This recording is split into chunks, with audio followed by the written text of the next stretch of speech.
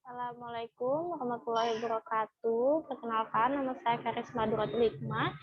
NIM saya 204820111122. Di sini saya nomor absen ganjil, jadi saya akan menjelaskan tentang gel.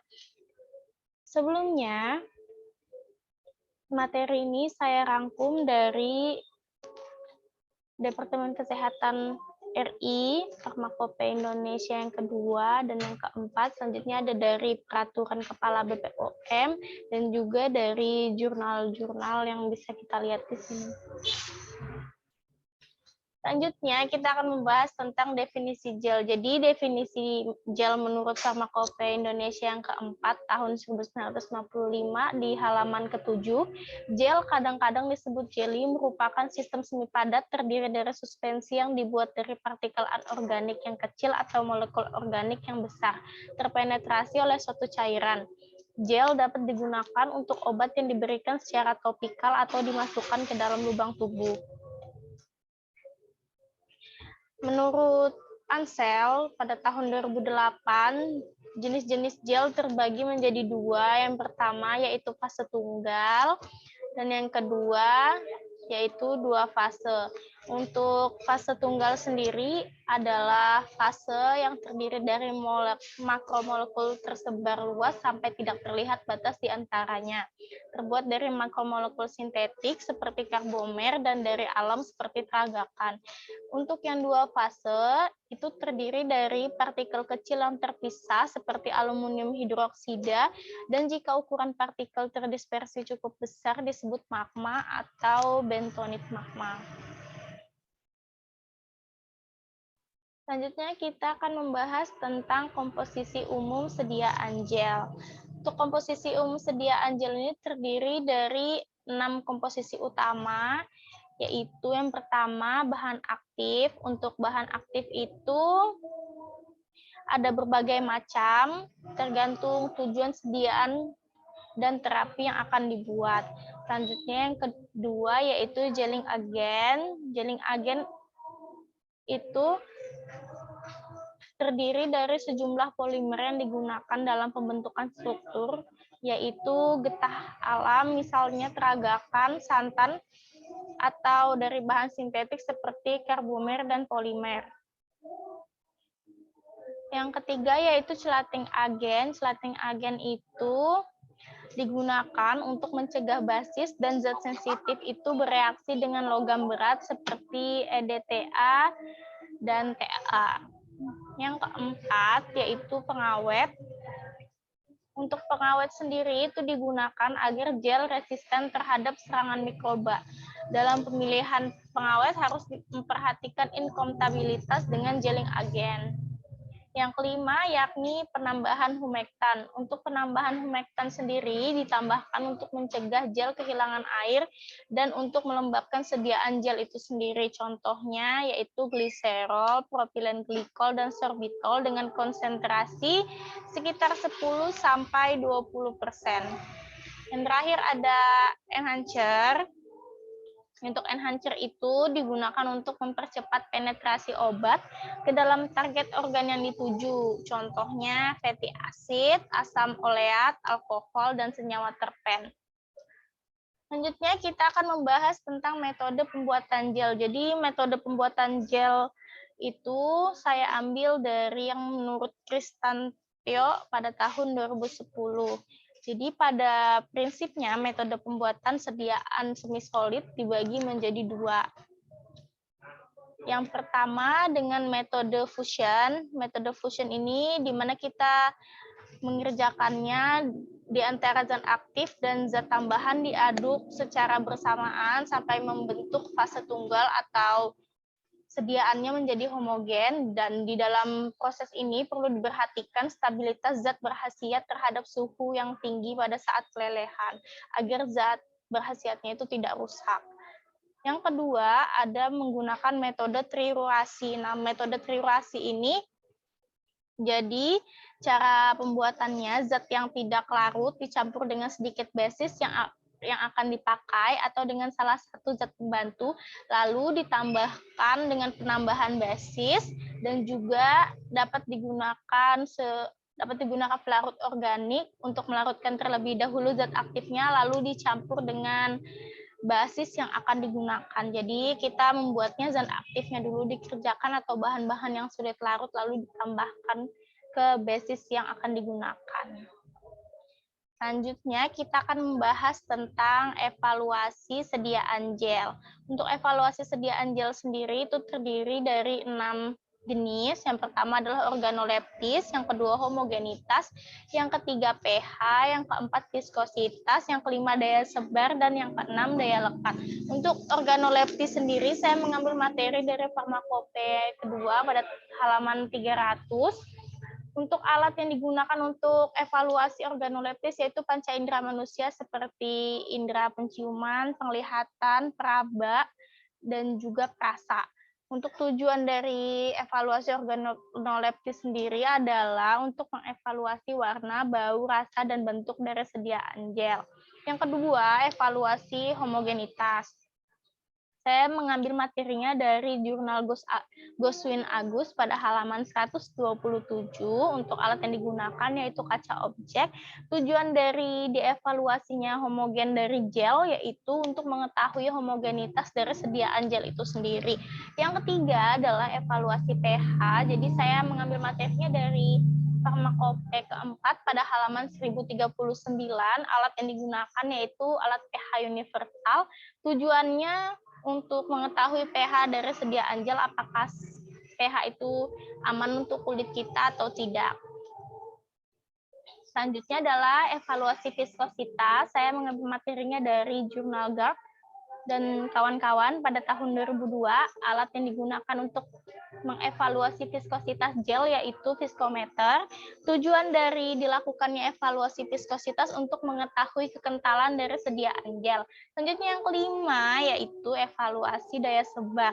Saya mengambil materi dari jurnal Ansel pada tahun 1989 untuk alat yang digunakan yaitu lempeng kaca dan anak timbangan gram. Tujuannya yaitu untuk mengetahui daya sebar sediaan gel. Yang keenam, yaitu daya lekat. Menurut saya juga mengambil jurnal yang sama dengan daya sebar, yaitu jurnal dari Ansel pada tahun 1989. Alat yang digunakan yaitu gelas objek, tujuannya untuk mengetahui daya lekat dari suatu sediaan gel. Selanjutnya kita masuk ke contoh formula. Di sini saya mengambil formula dan uji stabilitas fisik sediaan gel ekstrak kulit buah rambutan atau nama latinnya Nepolium lapaceum sebagai obat sariawan menggunakan variasi konsentrasi basis karbopol. Di sini kita dapat melihat rancangan formula gel ekstrak kulit rambutannya dibuat dalam 3 formula, yaitu formula 1, 2, 3, dan 4, di mana sampel ekstraknya sama menggunakan kulit buah rambutan dengan konsentrasi 1% pada sediaan formula 1, 2, 3, dan 4. Untuk karbopolnya pada sediaan 1 digunakan 0,5%, pada sediaan 2 digunakan 1%, pada sediaan 3 digunakan 1,5%, dan pada sediaan keempat digunakan 2%. Untuk karbopol di sini kegunaannya digunakan sebagai basis gel. Selanjutnya peti pada formula 1 digunakan untuk formula 1 sampai ke 4 digunakan sama rata yaitu 1%. Digunakannya T di sini untuk pemberi basa. Yang keempat yaitu bahannya gliserin, sama juga pada formula 1 sampai ke 4 digunakan 30%, digunakan sebagai humektan, lalu metil paraben pada formula 1 sampai 4 digunakan 0,2%, digunakan sebagai pengawet, dan yang terakhir adalah air suling ditambahkan sampai 300 ml, keterangannya sebagai pelarut. Lanjut, kita masuk ke pembuatan sediaan gel ekstrak kulit buah rambutan. Sini yang pertama yaitu mengembangkan karbopol di dalam air suling selama 24 jam, lalu ditambahkannya T dan Gerus hingga homogen, diaduk hingga homogen. Yang ketiga, menambahkan metil paraben yang telah dilarutkan pada air suling dengan suhu 90 derajat, lalu kita aduk lagi sampai homogen. Yang keempat, mencampurkan ekstrak dengan gliserin, lalu ditambahkan ke dalam basis yang telah homogen dan dihomogenkan kembali. Dan yang terakhir, menambahkan sisa air ke dalam basis, lalu dihomogenkan kembali. Selanjutnya masuk ke evaluasi dari formulasi sediaan gel ekstrak dari kulit buah rambutan. Di sini kita menggunakan evaluasi organoleptis, homogenitas, pH, dan juga daya sebar. Pertama kita akan membahas tentang pengamatan organoleptisnya ya. Nah, ini adalah pengamatan sebelum penyimpanan. Formula pertama, warnanya coklat, baunya tajam khas ekstrak, rasanya sedikit pahit dan pedas, bentuknya kental dan sedikit mengalir. Untuk formula kedua, sama juga seperti formula pertama. Untuk formula ketiga dan keempat, warnanya coklat, baunya lembut khas ekstrak, rasanya sedikit hambar, lalu bentuknya kental dan tidak mengalir.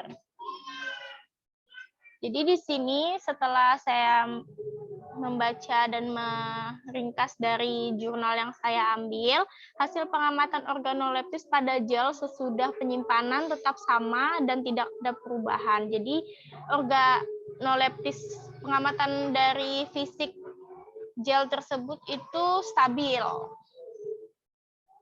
Lanjut ke pengamatan homogenitas. Untuk formula pertama dan kedua, sebelum penyimpanannya homogen dan sesudah penyimpanan tidak homogen. Yang artinya formula 1 dan kedua itu tidak stabil, lalu formula 3 dan keempat sebelum dan sesudah penyimpanannya tetap homogen. Artinya formula 3 dan 4 itu stabil dalam suhu ruang. Lanjut ke pengamatan pH. Itu pengamatan pH itu pada formula 1 itu stabil ya. Sebelum dan sesudah penyimpanannya tidak mengalami penurunan atau kenaikan pH tetap 7. Lalu formula kedua sebelum penyimpanan 7, tetapi setelah penyimpanan mengalami penurunan pH yaitu menjadi 6. Lalu yang ketiga sebelum penyimpanannya 5, sesudah penyimpanannya 5 yang artinya pH-nya stabil. Yang keempat juga stabil ya. Jadi kalau misalnya kita ingin membuat obat untuk mulut, kita harus tahu pH di dalam mulut sendiri. Jadi pH dalam mulut itu berkisar 5,5 sampai 7,9. Itu saya ambil dari jurnalnya Ruban pada tahun 2006. Jadi di sini sebenarnya semua sediaan, semua formula dari formula 1, 2, 3, dan 4 itu memenuhi syarat. Karena pH-nya semuanya dari 5, tidak ada yang di bawah 5 dan tidak ada yang melewati dari 7.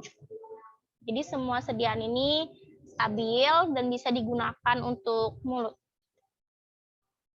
Selanjutnya kita membahas tentang pengamatan daya sebar. Untuk formula pertama, beban gram yang pertama 100, sebelum penyimpanan tidak ada perubahan dan sesudah penyimpanan tidak ada juga perubahan. Yang kedua, bebannya 100, sebelum penyimpanan itu daya sebarnya 3,8, sesudah penyimpanan menyusut menjadi 3,2. Lalu yang ketiga, itu bebannya sama ya, 100 gram. Sebelum penyimpanan daya sebarnya 3,2 dan sesudah penyimpanan dia mengalami pelebaran daya sebar yaitu menjadi 3,4 cm. Lalu formula keempat, beban gramnya tetap sama, 100 gram. Lalu sebelum penyimpanan daya sebarnya 4,1 cm. Sudah penyimpanan mengalami penyusutan menjadi 2,8.